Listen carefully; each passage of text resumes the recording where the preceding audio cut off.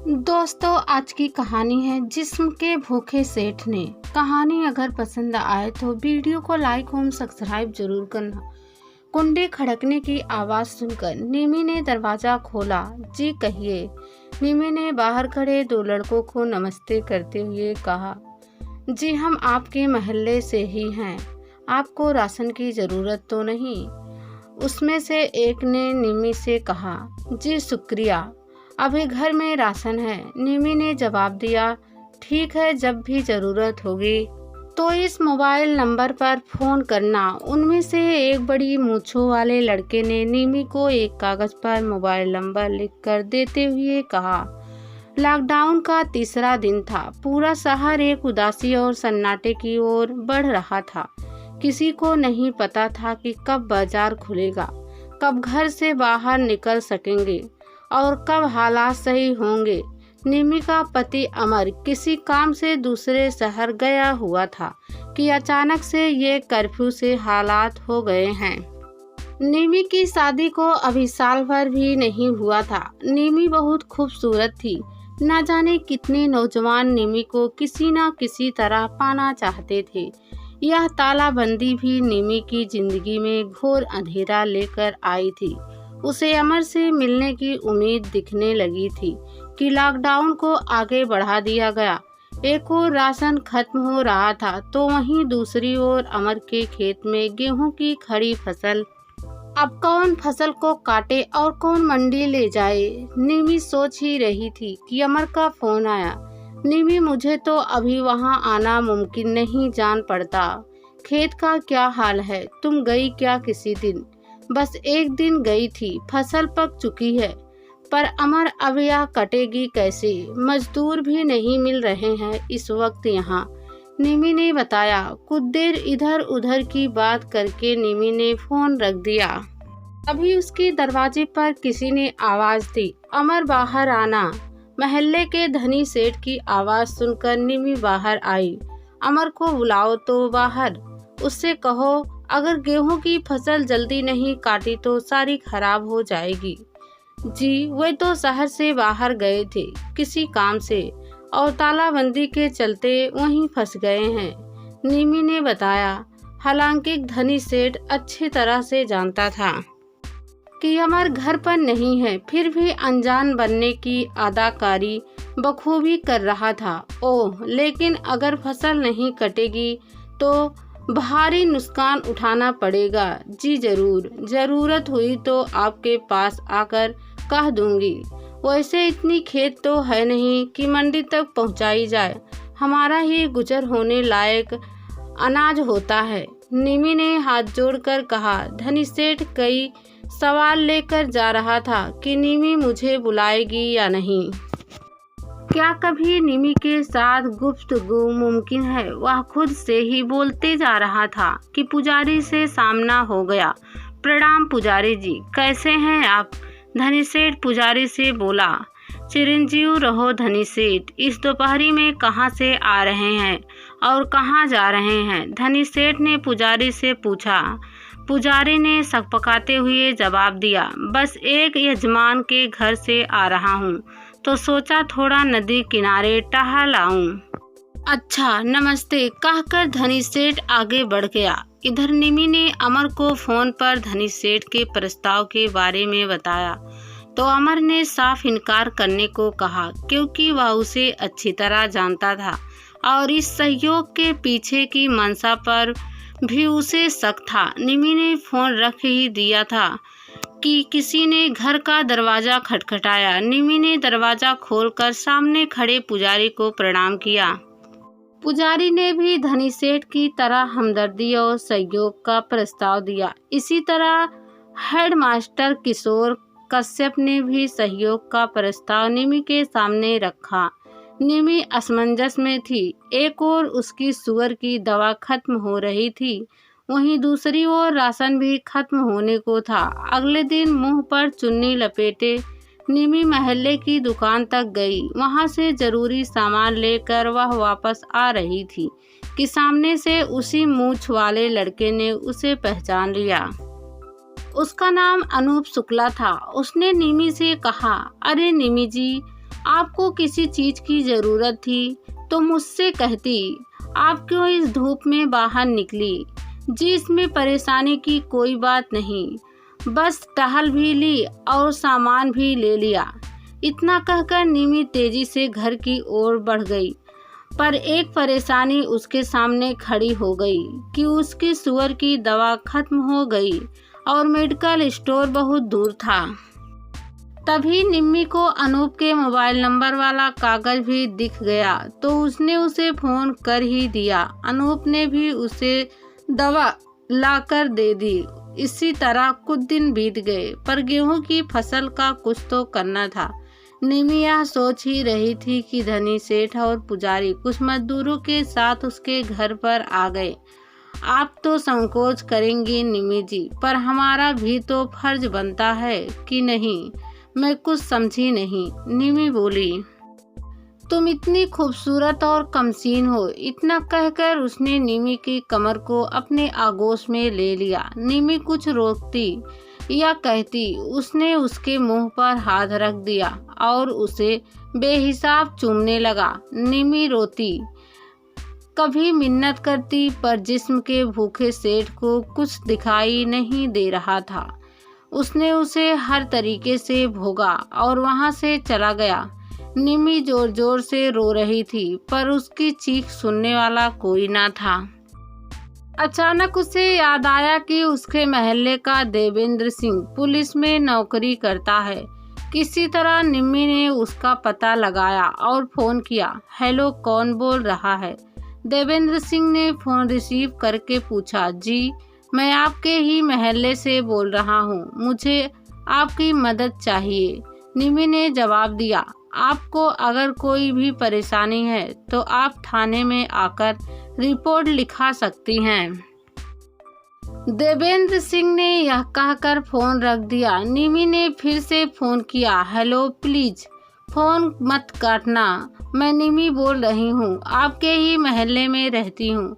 मेरे पति अमर इस वक्त यहाँ नहीं है और मैं मुसीबत में हूँ। अमर का नाम सुनते ही वह निमी को पहचान गया। अच्छा, मैं समझ गया, आप चिंता ना करें, मैं शाम को आपके पास आता हूँ। निमी अब निश्चिंत थी कि उसे मदद मिल जाएगी और वह धनी सेठ की रिपोर्ट लिखा सकेगी। शाम को देवेंद्र सिंह उसके पास आया। निमी ने सारी बात बताई और मदद मांगी। तुम घबराओ मत, मैं तुम्हारी पूरी मदद करूंगा, देवेंद्र सिंह ने कहा। चाय पीकर जब वह जाने लगा तो अचानक तेज आंधी और बारिश होने लगी। अब तो देवेंद्र को वहीं रुकना पड़ा। छत पर सूख रहे कपड़े उतारने के लिए निमी भागी तो उसकी साड़ी ही उड़ने लगी। देवेंद्र सिंह ने उससे कहा, मैं ले आता हूँ कपड़े, आप बैठ जाइए। बारिश रुकने का नाम नहीं ले रही थी। इस देवेंद्र सिंह अपने पर काबू नहीं कर पाया और जो उसकी शिकायत सुनने आया था उसी निमी को दबोच बैठा और एक लाचार को अपने जिस्म की भूख मिटाने को मसलता रहा।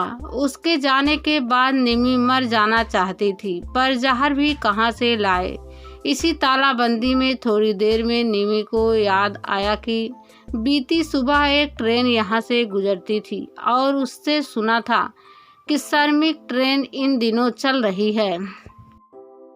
उसे अब यही एक रास्ता दिखा। निमी ने किसी तरह वह रात काटी और तड़के उठकर घर से चल दी। पास ही पटरियों की ओर पौ फटने का समय था और निमी बदहवास जा रही थी। सामने से आते पुजारी ने उसे देख लिया। निमी पटरी पर लेट गई और ट्रेन की आवाज सुनाई दी। पुजारी ने भागकर उसे पटरी से खींच लिया और समझा बुझा कर घर ले आया। उसने निमी की मजबूरी और अकेलेपन का फायदा उठाया और दबोच लिया। निमी को समझ पाती इससे पहले ही उसे लूट लिया गया था। तालाबंदी खत्म होने का आदेश भी जारी हो गया। अब अमर के आने की भी उम्मीद होने लगी। इधर निमी अमर की राह देख रही थी, उधर निमी के दीवाने दुखी हो रहे थे। निमी की मजबूरी का खूब फायदा उठा चुके लोग अभी संतुष्ट नहीं हुए थे। अनूप तो सोचने लगा कि अमर घर आता ही नहीं तो अच्छा था, क्योंकि उसे निमी के शरीर की मादक खुशबू से अभी तक मन नहीं भरा था। उसके साथ बिताया हर पल उसे याद आ रहा था। एक शाम जब निमी चीनी लेने घर से बाहर निकली तो वह जबरन उसके साथ अंदर आ गया। निमी ने उससे घर से बाहर जाने को कहा तो उसने मना कर दिया। निमी मदद के लिए चिल्लाने लगी तो उसने उसका मुंह बंद कर दरवाजे के अंदर से कुंडी लगा दी। निमी रोती रही, पर उसकी मदद को भला कौन आता। पुलिस पर भरोसा भी कैसे करे।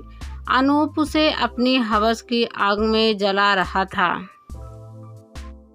और वह रोए जा रही थी। तभी वहां से कश्यप मास्टर गुजर रहे थे तो उन्होंने उसकी चीख सुनी तो फौरन घर की ओर मुड़े।